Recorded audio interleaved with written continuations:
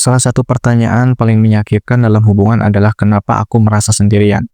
Padahal aku punya pasangan, dan jawabannya seringkali bukan karena kamu kurang cinta, tapi karena kamu gak merasa dihargai, gak merasa didengarkan, gak merasa dianggap penting.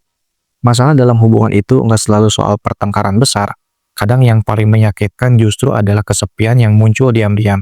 Di tengah kebersamaan, kamu ada di samping dia, tapi hati kamu kayak kosong. Kamu ngobrol, tapi nggak nyambung. Kamu cerita, tapi nggak didengar. Kita terlalu sering menganggap kehadiran fisik sebagai bentuk cinta. Padahal kehadiran emosional jauh lebih penting. Gak semua orang yang ada di dekat kamu benar-benar hadir buat kamu. Dan gak semua pasangan ngerti pentingnya hadir dengan hati, bukan cuma raga. Banyak masalah hubungan muncul bukan karena kurang waktu bersama, tapi karena memang kurang koneksi batin.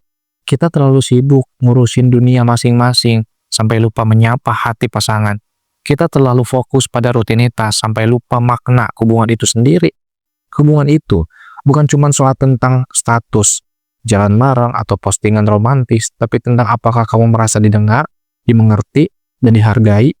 Kalau itu nggak ada, kamu akan merasa sendirian meskipun status kamu punya pacar, mungkin atau udah nikah. Masalah juga sering timbul karena kita punya luka dalam diri yang belum sembuh, tapi kita harap pasangan kita bisa menyembuhkannya. Kita cari pengakuan, penerimaan, validasi dari pasangan.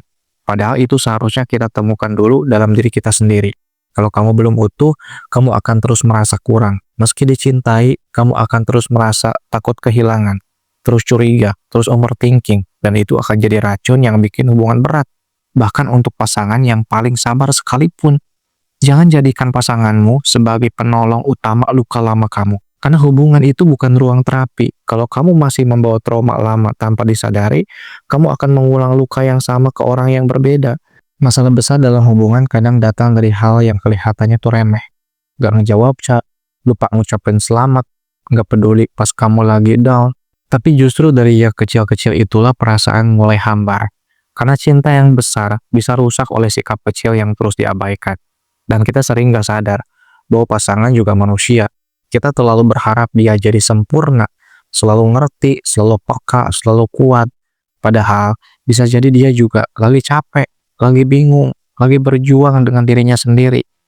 Masalah muncul ketika kita saling mengharapkan tapi gak saling mendengarkan, saling nuntut tapi gak saling memahami.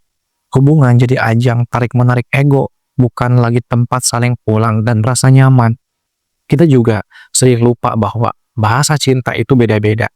Kamu mungkin suka kata-kata manis, tapi dia lebih suka bukti nyata. Kamu suka ditemani. Dia menunjukkan cinta lewat kerja keras. Bukan dia nggak sayang, tapi kamu nggak paham cara dia mencintai.